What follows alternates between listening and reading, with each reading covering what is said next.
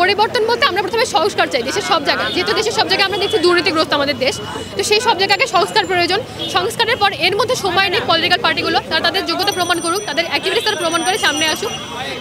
যেমন আমার বয়স 25+, আমি এ পর্যন্ত কোথাও ভোট দিতে পারিনি, তো হচ্ছে যে তারা তাদের যোগ্যতা প্রমাণ করুক, আমরাও তো ভোট দিতে চাই, আমরা ভোট দিব, ইলেকশন হবে, বাট প্রথমত আমরা সংস্কার চাই। এই স্বাধীন দেশের অনেক জায়গায় নতুন করে চাঁদাবাজি শুরু হয়েছে, এই চাঁদাবাজি কারা করছে এবং আবার কেন এখানে কোনো ষড়যন্ত্র আছে কিনা এই বিষয়টিকে আপনারা কীভাবে দেখছেন? চাঁদাবাজি আমার মনে হয় যে আওয়ামী লীগ যেহেতু এখন চলে গেছে, ওরা সবাই মিলে এখন ট্রাই করতেছে দেশে একটা অস্থিতিশীল পরিস্থিতি করার জন্য।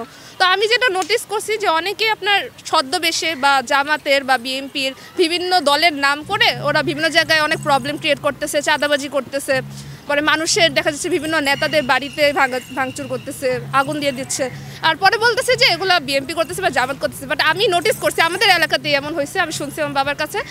তো ওখানে পিছিয়ে কিন্তু ওরা এখন ওরা মেইনলি এখানে সবার মাঝে আবার এই যে হিন্দু মুসলিম নিয়ে ওরা একটা ঝামেলা সৃষ্টি করতেছে, সব মিলে ওরা দেশের পরিস্থিতিটা একদম অস্থিতিশীল করতেছে, যাতে আবার কিছু একটা বাজে একটা অবস্থা হোক বা বিশ্বের নজরে যাতে আমরা খারাপ হই। যেমন ধরেন ভারত এখন বাংলাদেশকে যে কী করতেছে বলার বাইরে, মানে একটা বাজে অবস্থা না?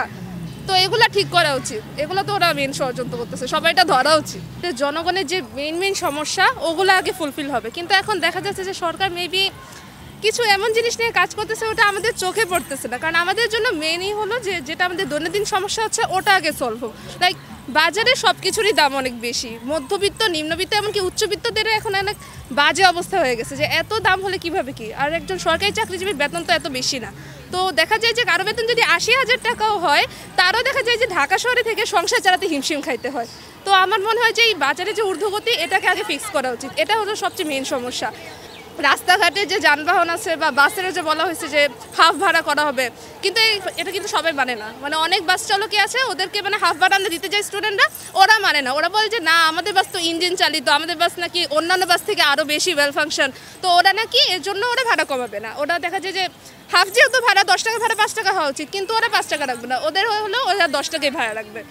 তো এইসব কিছু জিনিস একটু স্ট্রিক্ট হওয়া উচিত, দেখা উচিত, মানে নেমে সব কিছু করা উচিত। আর দেখা যাচ্ছে যে অনেক ভালো ভালো জায়গার রাস্তাগুলো যেগুলো আছে ফুটপাথ বানানো হয়েছে ওগুলোতে বস্তি তো হয়েছে ঠিক আছে, বাট এমন বাজে অবস্থা আর ময়লা টলা দিয়ে এমন করা হাঁটাই যায় না। যেমন ধরেন ইন্টারকন্টিনেন্টাল সাইডে যে রোডটা, ইন্টারকন্টিনেন্টাল না সরি প্যান প্যাসিফিক সোনাগাঁর সাইডে যে রোডটা, ওটা দিয়ে যে যায় আপনার হাতিঝিলে যে রোডটা দিয়ে যায়, ওটা লাস্টের দিকে পুরাই কনজেস্টেড, হাঁটা যায় না, ওই রাস্তা দিয়ে হাঁটা লাগে। আর এখন তো এলিভেটেড এক্সপ্রেসের কাজ চলতেছে, তো ওটার জন্য রাস্তা দিয়ে হাঁটতে গেলে দেখা যায় যে এত পরিমাণে গাড়ি থাকে যে প্রায় সময় দেখা যায় বাইক একদম শরীর একদম ধাক্কা দিয়ে যেতেছে, পুরো অ্যাক্সিডেন্টের একটা অবস্থা। তো ওই পথটা যদি এখন করা হয়, ঠিক করা হয়, তাহলে তো আমাদের হাঁটা চলে অসুবিধা হয়, নাহলে কবে একটা অ্যাক্সিডেন্ট হয়ে যাবে কেউই জানে না। তো এই যে কিছু ছোট ছোট জিনিসগুলোই ফিক্স করা উচিত, কারণ এটাই জনগণের চায়, এটাই জনগণের চাহিদা, আর এগুলো ফিক্স করলে আমাদের মনে হবে যে সরকার এখন সফল হইতেছে। কারণ আন্তর্জাতিকভাবে সব কিছু করতেছে ওটাও ঠিক আছে, বাট এগুলোও অনেক ইম্পর্টেন্ট, এগুলোও করা উচিত। আমরা হচ্ছে যে গত 16 বছরের যে ফ্যাসিবাদী সরকার ছিল সেই সরকার পতনের পর এটা প্রথম বিজয় দিবস আমাদের। তো সেই জায়গা থেকে এই বিজয় দিবস আমরা দেখছি যে সর্বস্তরের জনগণ বা এবং সাধারণ ছাত্রছাত্রীরা সবাই অংশগ্রহণ করছে।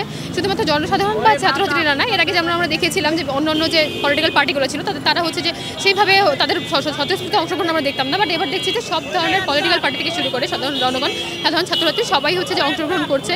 তো সেই জায়গা থেকে এবং ফ্যাসিবাদের যে হাওয়া, সেই হাওয়া থেকে আমরা এখন মুক্ত আছি, বিষয়টা অনেক ভালো লাগছে।